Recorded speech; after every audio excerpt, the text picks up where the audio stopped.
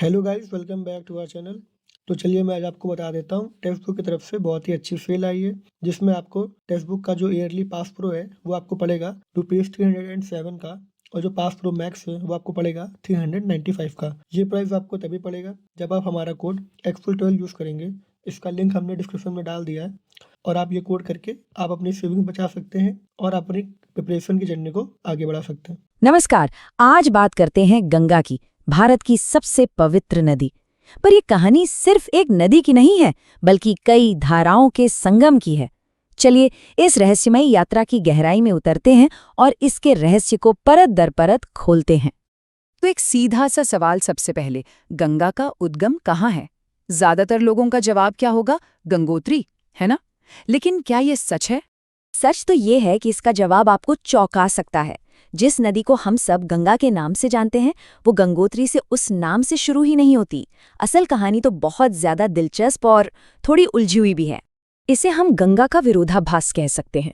मतलब गंगा कोई एक अकेली नदी नहीं है, ये तो हिमालय में बहने वाली कई धाराओं का एक पूरा सिस्टम है, जो मिलकर इस विशाल नदी को बनाते हैं।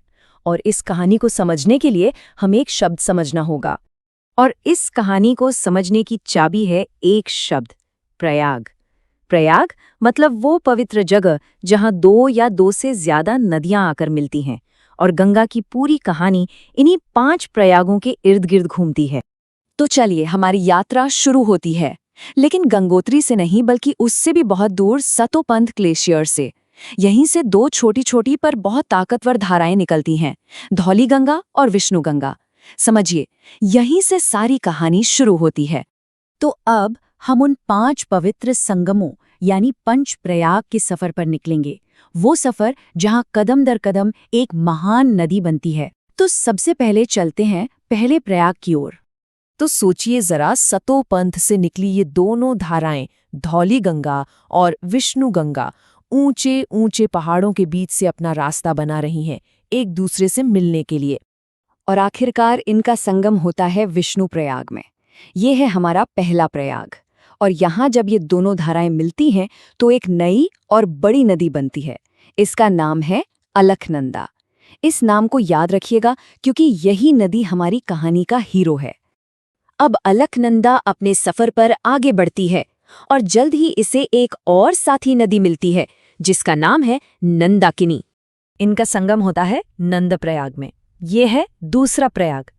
अब नंदाकिनी का पानी भी अलकनंदा में मिल चुका है, तो जाहिर है अलकनंदा अब और भी बड़ी और ताकतवर हो गई है और अपना सफर जारी रखती है। सफर जारी है, और अब अलकनंदा में आकर मिलती है पिंडर नदी। हर संगम के साथ अलकनंदा का रूप और विशाल होता जा रहा है। ये मिलन होता है कर्णप्रयाग में, ये तीसरा प्रयाग है। पर यहाँ एक सवाल उठता है कि नदी का नाम अलकनंदा ही क्यों चल रहा है? इसका कारण हाइड्रोलॉजी का एक सीधा सा नियम है। जब 2 नदियां मिलती हैं तो जो नदी ज्यादा गहरी और बड़ी होती है उसी का नाम आगे बढ़ता है, और अभी तक अलकनंदा ही मुख्य नदी है। हमारा अगला पड़ाव, जहाँ केदारनाथ के पास से बहकर आने वाली मंदाकिनी नदी अलकनंदा से मिलती है। ये भी एक बहुत ही खास संगम है।